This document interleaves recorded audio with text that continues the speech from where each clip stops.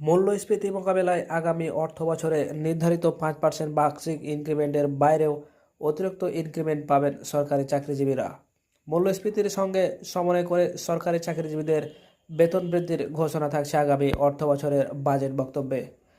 তবে কোন প্রক্রিয়ায় কী হারে বেতন বাড়বে তা নির্ধারণের কাজ শুরু হবে জুন বাজেট ঘোষণার পর।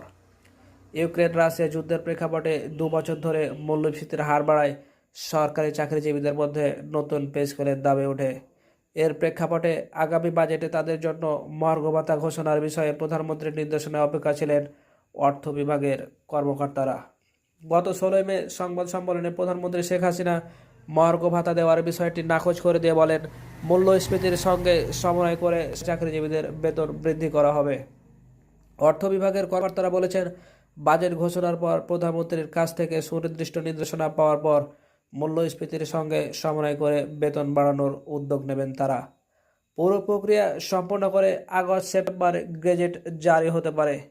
প্রথমবারের মতো এবারেও 1 জুলাই সরকারি চাকরিজীবীরা 5% হারে ইনক্রিমেন্ট পাবেন, জানান অর্থ বিভাগের সংশ্লিষ্ট একজন কর্মকর্তা।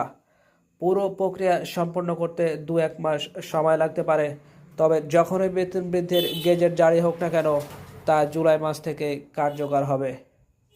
অর্থ বিভাগের তথ্য অনুযায়ী বর্তমানে বিভিন্ন মন্ত্রণালয় বিভাগের আওতায় সরকারি চাকরিজীবীর মোট পদ সংখ্যা 72.46 লাখ। 5% ইনক্রিমেন্ট সহ তাদের বেতন ভাতা বাবদ আগামী অর্থ বছরের বাজেটে বরাদ্দ থাকছে 77,000 কোটি টাকা। কিন্তু মোট পদের মধ্যে 2.77 লাখ পদ শূন্য রয়েছে, ফলে বেতন ভাতায় বরাদ্দের পুরো অর্থ আগামী অর্থ বছর ব্যয় হবে না। তো প্রিয় দর্শক, এই ছিল সর্বশেষ আপডেট। পরবর্তী আপডেট সবার আগে পেতে আমাদের সঙ্গে থাকুন। ধন্যবাদ। মূল্যস্ফীতি